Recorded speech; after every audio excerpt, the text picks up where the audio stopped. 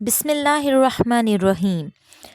Welcome to the journey of توکل۔ آج ہم بات کریں گے حضرت موسیٰ علیہ السلام کی لاٹھی کے بارے میں، جس کو جنتی لاٹھی یا عصائے موسیٰ بھی کہا جاتا ہے۔ اس کے ذریعے آپ کے بہت سے ان معجزات کا ظہور ہوا جن کو قرآن مجید نے مختلف عنوانوں کے ساتھ بار بار بیان فرمایا ہے۔ اس مقدس لاٹھی کی تاریخ بہت قدیم ہے، جو اپنے دامن میں سینکڑوں ان تاریخی واقعات کو سمیٹے ہوئے ہے جن میں عبرتوں اور نصیحتوں کے ہزاروں نشانات ستاروں کی طرح جگمگا رہے ہیں۔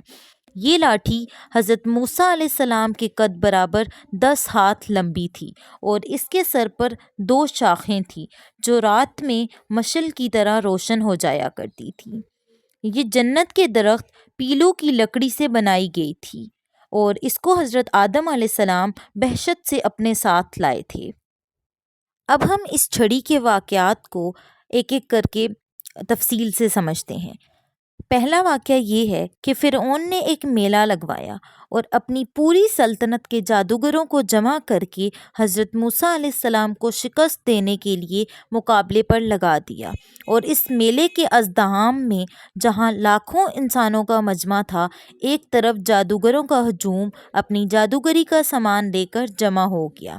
اور ان جادوگروں کی فوج کے مقابلے میں حضرت موسیٰ علیہ السلام تنہا ڈٹ گئے۔ جادوگروں نے فرعون کی عزت کی قسم کھا کر اپنے جادو کی لاٹھیوں اور رسیوں کو پھینکا، تو ایک دم وہ لاٹھیاں اور رسیاں سانپ بن کر پورے میدان میں ہر طرف پھنکاریں مار کر دوڑنے لگیں، اور پورا مجمع خوف و ہراس میں بدحواس ہو کر ادھر ادھر بھاگنے لگا، اور فرعون اور اس کے تمام جادوگر اس کرتب کو دکھا کر اپنی فتح کے گھمنڈ اور غرور کے نشے میں بدمست ہو گئے، اور جوش شادمانی سے تالیاں بجا بجا کر اپنی مسرت کا اظہار کرنے لگے کہ اتنے میں ناگہاں حضرت موسیٰ علیہ السلام نے خدا کے حکم سے اپنی مقدس لاٹھی کو ان سانپوں کے ہجوم میں ڈال دیا، تو یہ لاٹھی ایک بہت بڑا اور نہایت ہیبت ناک اژدہا بن کر جادوگروں کے تمام سانپوں کو نگل گیا۔ یہ معجزہ دیکھ کر تمام جادوگر اپنی شکست کا اعتراف کرتے ہوئے سجدے میں گر گئے،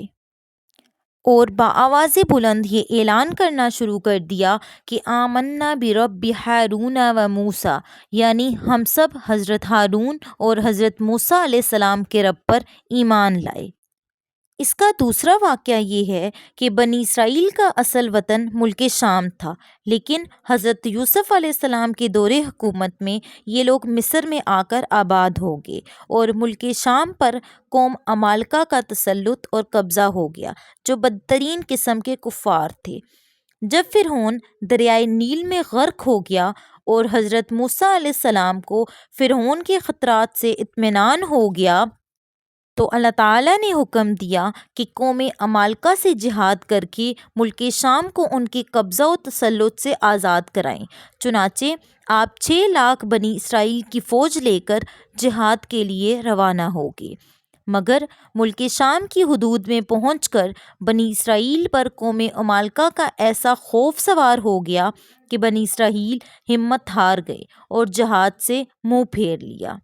اس نافرمانی پر اللہ تعالیٰ نے بنی اسرائیل کو یہ سزا دی کہ یہ لوگ 40 برس تک میدان طیہ میں بھٹکتے اور گھومتے پھرے، اور اس میدان سے باہر نہ نکل سکے۔ حضرت موسیٰ علیہ السلام بھی ان لوگوں کے ساتھ میدان طیہ میں تشریف فرما تھے۔ جب اللہ بنی اسرائیل اس بے آب و گیا میدان میں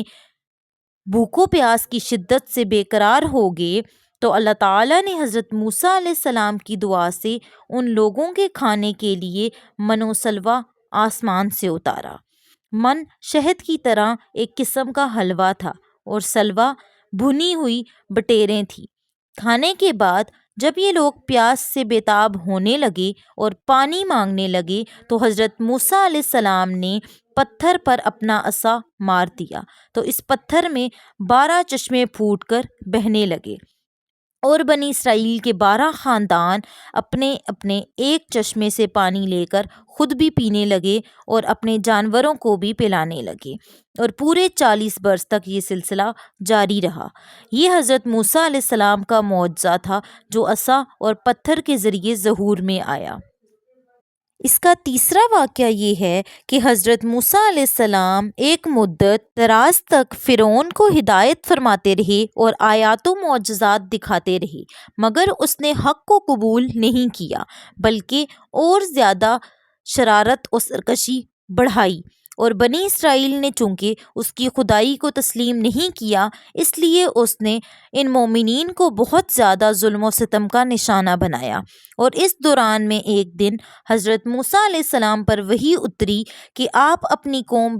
بنی اسرائیل کو ساتھ لے کر رات میں مصر سے ہجرت کر جائیں۔ چنانچہ حضرت موسیٰ علیہ السلام بنی اسرائیل کو ہمراہ لے کر رات میں مصر سے روانہ ہو گئے۔ جب فرعون کو پتہ چلا تو وہ بھی اپنے لشکروں کو ساتھ لے کر بنی اسرائیل کی گرفتاری کے لیے چل پڑا۔ جب دونوں لشکر ایک دوسرے کے قریب ہو گئے تو بنی اسرائیل فرعون کے خوف سے چیخ پڑے کہ اب تو ہم فرعون کے ہاتھوں گرفتار ہو جائیں گے، اور بنی اسرائیل کی پوزیشن بہت نازک ہو گئی، کیونکہ ان کے پیچھے فرعون کا خون خوار لشکر تھا اور آگے موجیں مارتا ہوا دریا تھا۔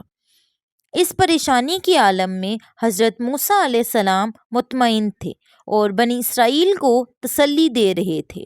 جب دریا کے پاس پہنچ گئے تو اللہ تعالیٰ نے حضرت موسیٰ علیہ السلام کو حکم فرمایا کہ تم اپنی لاٹھی دریا پر مار دو۔ چنانچہ جو ہی آپ نے دریا پر لاٹھی ماری تو فوراً ہی دریا میں 12 سڑکیں بن گئیں، اور بنی اسرائیل ان سڑکوں پر چل کر سلامتی کے ساتھ دریا سے پار نکل گئے۔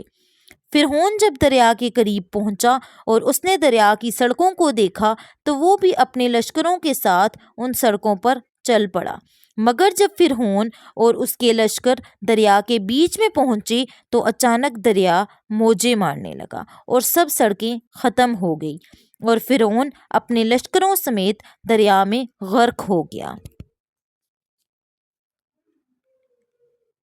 Thanks for watching.